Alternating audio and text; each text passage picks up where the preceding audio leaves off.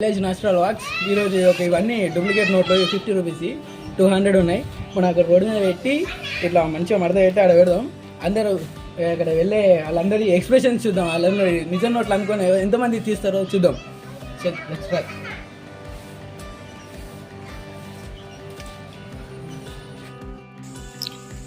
Okay, పెట్టినాం success. చూద్దాం ఎవరు తీసుకుంటారు. అబ్బా, ఒక అబ్బాయి చూసిందిరా బిడ్డ. అరే, మీ నిజమైన పైసలా నకిలీ పైసలా? అరే ఇంకా మరి చూస్తుంది.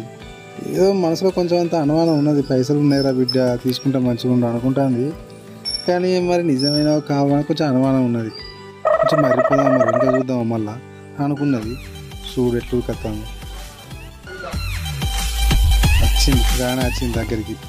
మళ్ళీ తొంగి చూసే, అరే అట్టి జాబ్ ఉన్నట్టున్నాయి. పాడవాడు నిజమని అనుకున్నది. ఆగో ఈ పిల్ల చూసినావా? అబ్బా, ఇక ఫుల్ బిస్కెట్లు కొనుక్కోవచ్చా బిడ్డ అనుకున్నది. అటు ఇటు చూస్తాను. ఇవి నిజమని నాకు ఎట్లా కొడతాను ఇవి అని అటు ఇటు చూస్తాను. అప్పుడే ఇంకో వచ్చి చక్కగా పోతాను నడుచుకుంటా. అబ్బా, ఇలా పంట వండిందిరా బిడ్డ. అయ్యావా చెప్పుకుంటా పొల్లు కొనుక్కొని తినచ్చు మంచిగా బిస్కెట్లు అనుకున్నాడు.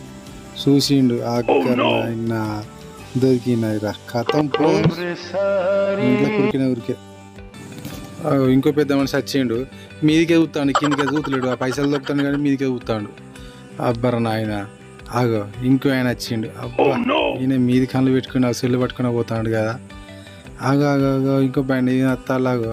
అరే బండి పాప దొరికినరా బిడ్డ, ఇలా గుమ్మనిరా బెంచత్ అనుకున్నారు.